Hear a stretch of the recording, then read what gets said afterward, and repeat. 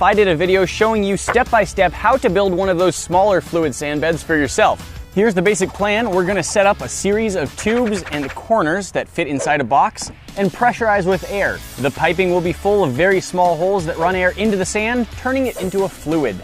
Here are the parts that we're going to need to build this. We have our 1/2 inch pipe. Right here we have about 15 feet of it. We won't use all of that, but it's a good amount to start with.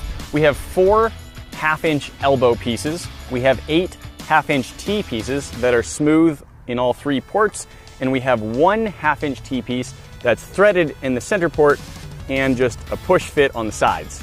We've got a little bit of metal hardware as well. This is a bushing that goes from 1/2 inch to 1/4 inch on the inside, a connector that's 1/4 inch on both sides, a small 1/4 inch ball valve, and a 1/4 inch fitting that attaches to our air compressor. We also have this plastic tub that I bought at Home Depot for about $6. This size tub ends up working out really well, and the bottom inside measurements are about 18.5 by 12 inches. And that would be 47 centimeters by 30.5 centimeters. Now we need to cut several pieces out of our 1/2 inch pipe. First, we need 5 pieces that are 16.25 inches long. If you want to get really precise, that's about 41.25 centimeters. You don't have to use one of these pipe cutters for this, but it really is nice. With those 5 pieces cut, the next 2 pieces are 2 that are 7 inches long. It's just under 18 centimeters. Finally, we want 10 pieces that are 1 3/4 inch long, which is about 4.5 centimeters. While he was coming up with the design, Mark did a lot of trial and error, and he found that the way to get the best airflow through the pipes was that each of these long pieces, which will be going across our box, will have a series of small holes running along the bottom. There will be pairs of holes at 90-degree angles apart from each other and spaced out about every 2.5 centimeters all the way down the pipe.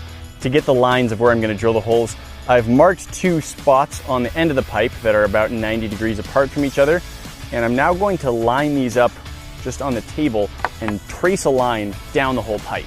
We've got our lines drawn on our pipes, and now we need to mark out the spacing for where we'll drill all of the holes. Every 2.5 centimeters is the goal. We've got 80 marks on the pipes, and we need to drill each of them on both sides, so that is 160 holes that we need to drill into these pipes. For that, we are going to be using a drill press and a 1mm drill bit. It's a very small drill bit, and it helps prevent any of the sand getting up through the hole and ending up inside the piping.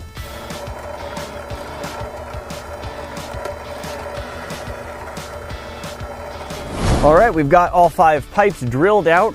If we block one end and blow on the other side, we can feel all of those holes just pumping air out.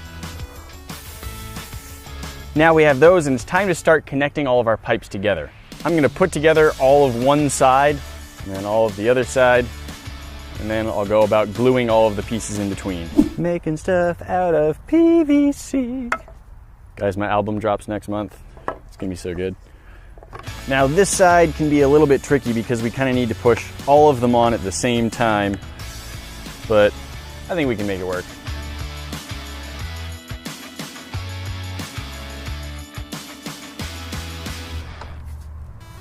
So now we've got this lattice with hundreds of holes along the bottom that will be spraying our air out.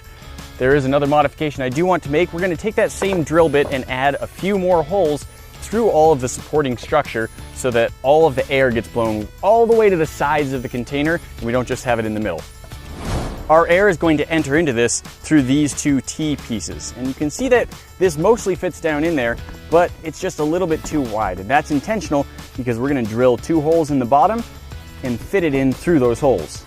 This 1 1/8 inch spade bit we're using is just barely larger than the pipes we're trying to fit through the hole, so it should be pretty snug if it cuts a nice clean hole.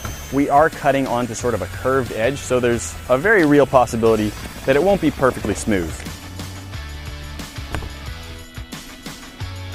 All right, that fits. It's pretty snug, holds itself in place. There is some gap around that, and we'll fill and plug that up, but that's working.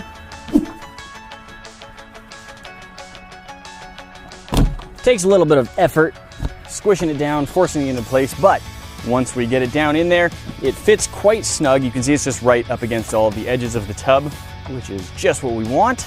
a little bit of space down below. That'll help the air flow up through it better. Now let's take some silicone caulking, mix it with a little bit of water, and then just press that around these seals. It will basically be proto putty, although we won't add the cornstarch, and it should just keep a nice tight seal around there. There's not going to be pressure pushing out on these, so it doesn't have to be a high pressure seal.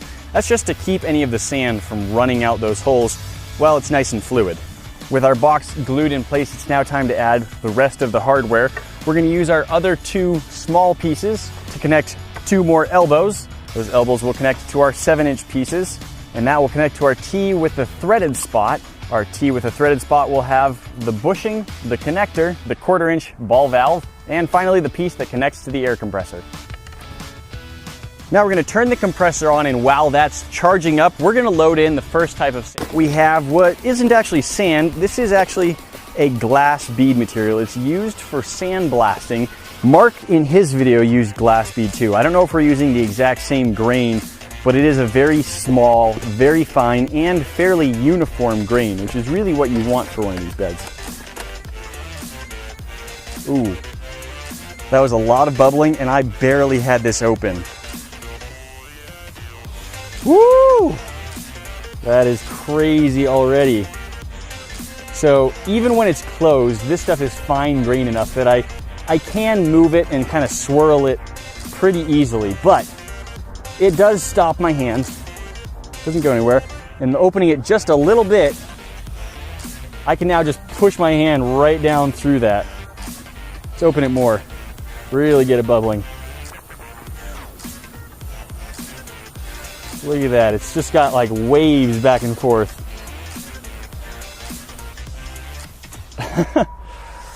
Beautiful. It goes down, and these pieces of plastic, they don't survive very well.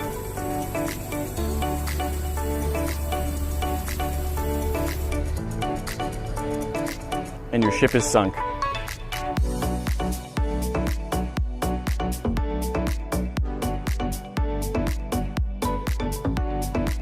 Random fact, it's been estimated that there are approximately 7,500,000,000,000,000,000 grains of sand on all of the beaches in the world. That's a 75 with 17 zeros after it.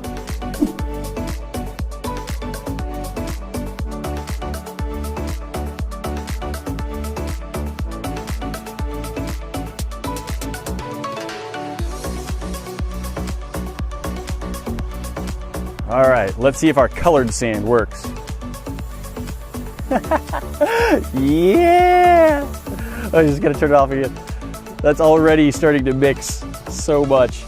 All right, I'm gonna turn it on, it's gonna get fluid, and I'm just gonna put my hand through it, and it's just gonna get mixed up fast.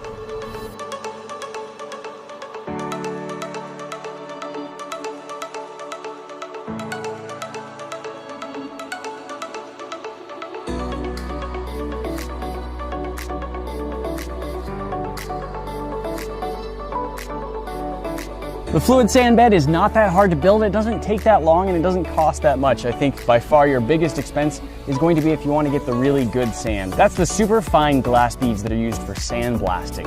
That bag did cost me $35, but it works by far the best. But thank you again to Mark Rober for his design and saying it's cool if we make a video showing how to build the small one. Super funny watching the up-close slow-mo of the sand erupting into being a fluid. It really looks kind of like a landscape that you're seeing from a drone shot above, but we just took a camera and like put it down in the sand practically. It looks really fun. It just starts moving a little bit. The sand is really light reflective, so you see like little points of light starting to appear, and then the whole landscape just starts just like that. I hope